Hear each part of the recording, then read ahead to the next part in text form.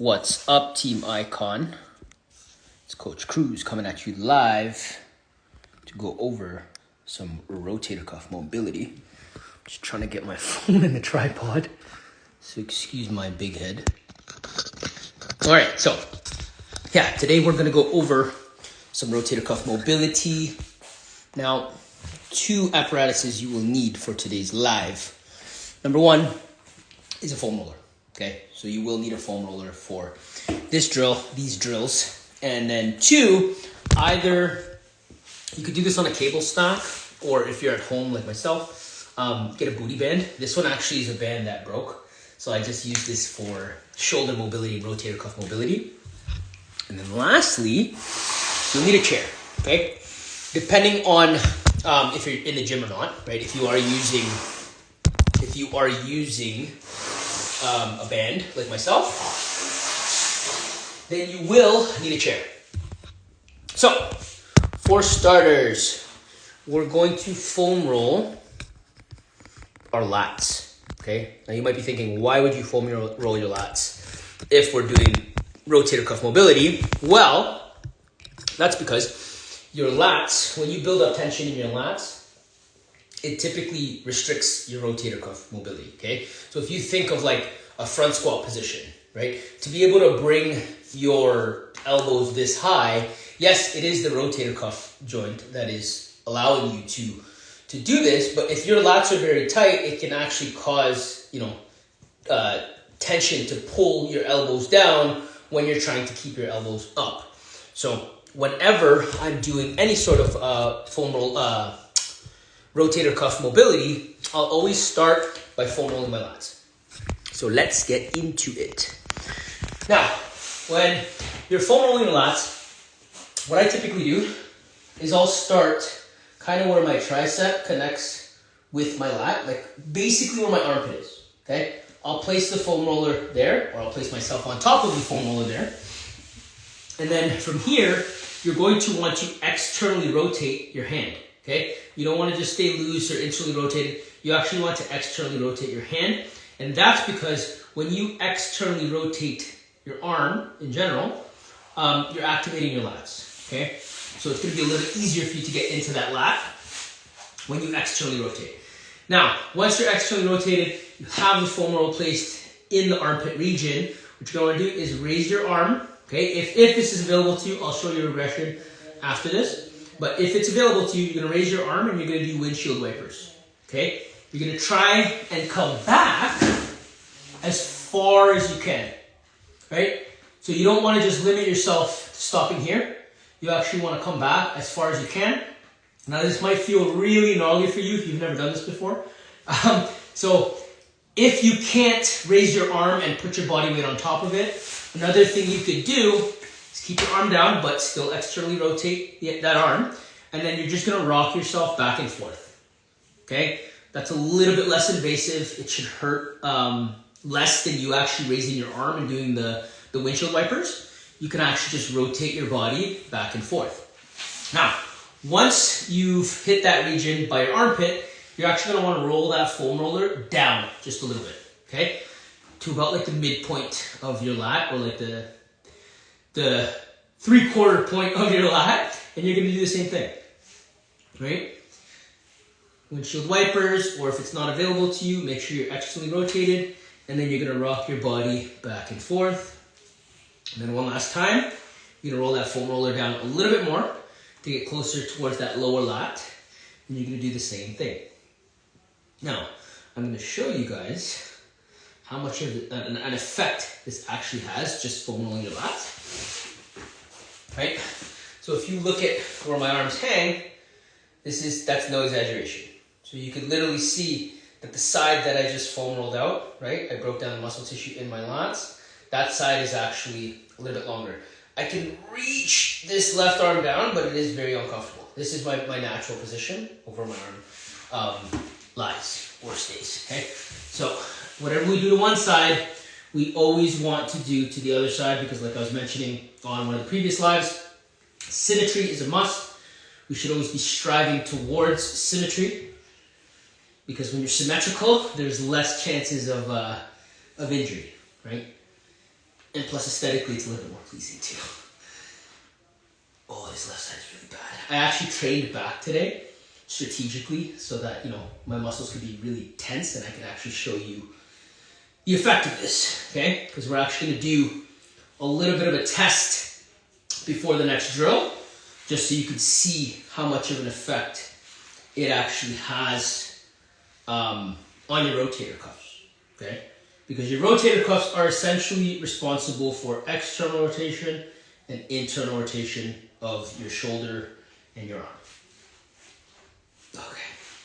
All right, so double check our test. Yeah, so it's still a little uneven. That right side is still hanging a little bit lower, but you can see it's much better. Now, on to the test. When we're going to test our rotator cuff mobility, we're gonna do two things, okay? Number one, you're gonna put your elbows, pin them by your side, make sure you're keeping good posture, you don't wanna be slouched over, keeping good posture, and you're gonna externally rotate, okay? To the point that you feel like is kind of like the maximum of which you can externally rotate. And for me, this is it right here, okay? And on the replay, you'll be able to see this a little bit better, but if I force it, I can maybe get like an extra inch. So I'm directly to the side now, you can see for reference, right?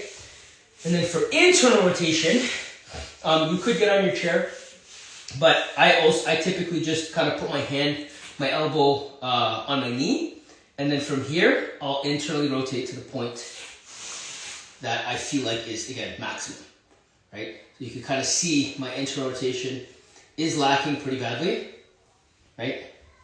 It stops right about here. Now, you can do this on a chair. Imagine if I'm sitting on a chair, you just want to see where your internal rotation stops.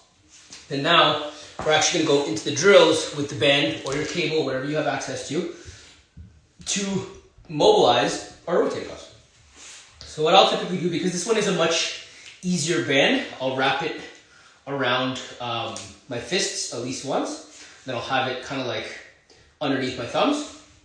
And then from here, I'll go one at a time and I'll externally rotate. Okay, you could also do them bilaterally, like you could do them together. But I find that when you isolate one side at a time, it's just a little bit more effective and easy to actually focus on what you're doing. Now, if you take note, remember I told you to pin your elbow to your side when we were doing the test? It's the exact same thing when you're actually going through the drill.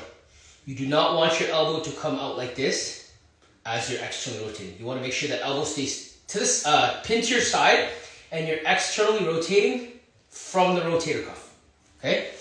So just so you can get a side perspective here, from the rotator cuff, right? My elbow is not coming off of my body because you want to challenge your rotator cuff. You don't want any help coming from your arm.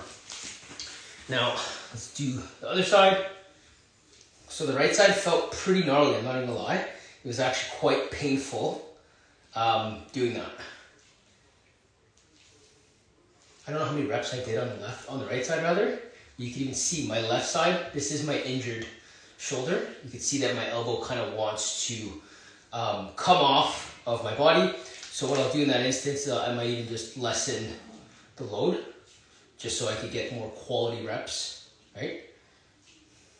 Okay, so now that we've done the external, we're gonna go into the internal right after, but now that we've done the external, we're gonna retest, okay? I'm gonna put my hands, my elbows by my side again, and I'm gonna externally rotate. And I can feel it, that I'm actually able to externally rotate a little bit further, right? You see, that's more natural to me now after doing the mobility drill, whereas before I was stopping at about here.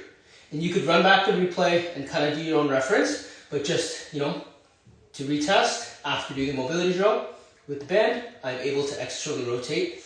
Not crazy significantly more, but I am able to externally rotate more, okay? And mind you, that was maybe like 15 seconds of external rotation with a band. Now, I've got my trusty chair right here.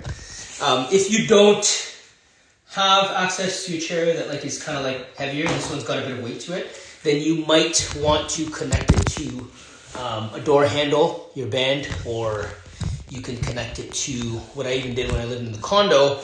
we had, what do we call this? We had a kitchen kind of island. And what I'd actually do is I'd hook the band onto one of the corners of the island and I'd do my rotations, internal and external, off of that corner of the island. But I have to bring this a little bit further back. Okay, now what we're gonna do here, if this was still an infinity band, it would be a little bit easier, but because it's broken, I'm actually gonna have to tie it down. So I'll just do one loop. You typically won't have to do like a sailor's knot or anything like that. You just gotta make sure that it's tied in. And again, this is a much softer band. It's not like crazy resistance. So I'm not gonna pull that chair. The chair weighs maybe like 20, 30 pounds. But the key here now is same thing that we did with the external rotation. You're gonna wanna pin your elbow to your side, but then you're actually gonna wanna come out laterally, okay? So that you're forced to externally rotate, because what we're gonna be doing is internal rotation now. Now here is where you will notice that your elbow wants to stray a little bit more because there's resistance pulling you out. So you gotta allow all of the movement to come from the rotator cuff. That's why we typically do external rotation first, just so that you can get, your external rotation fired up before you come into your internal rotation. Okay? I'm gonna change the camera angle here just so you get a little clearer visual. So again, I'm directly to the lateral of the band. Okay? It's completely in line with me. That way, when I'm externally rotating, it's not, ahead of me and I'm not kind of skewing my range of motion. And all I'm doing is I'm pulling inward. Okay? Just pulling inward. You might feel that in your front shoulder when you're doing the external rotation. You might feel it in your rear shoulder, which is completely normal. I'm gonna say do maybe 12 to 20 repetitions, depending on the resistance of your band. All you're thinking of doing is, again, using that rotator cuff to internally rotate with that band, okay? Then I'm gonna show you the back perspective so you can actually see what I'm doing from behind. Directly to the lateral here, okay? Externally rotating, and then I'm pulling it in with my rotator cuff. Oh, you hear that pop? That was a pop out of my shoulder because, like I mentioned, I did do back, so my lats are very tight. And I'd be lying to you if I said that I didn't need this mobility as much as you guys do, because I definitely need it. Okay, gonna get a couple more repetitions here, and then we're gonna retest. Okay, so just as I was the first time, sorry, let me bring you forward a little bit more. Just as I was the first time, okay, elbow onto the front, and I'm gonna internally rotate. And you can see there's a little bit more internal rotation now that I've done the drill, okay? And if you are sitting down, like I mentioned earlier, pretending I'm sitting in a seat, you're just gonna internally rotate from there. But even from there, you can see that I have a little bit more internal rotation, right? And these, I know this internal, external rotation thing might seem insignificant, but I promise you, it is very important. Even throughout day-to-day life, it is something that we kind of take for granted. We don't notice how much we actually depend on our internal and external rotation to live a pain-free and healthy life. So anyways, that's all I got for today. For those of you that tuned in live, I hope you got massive value.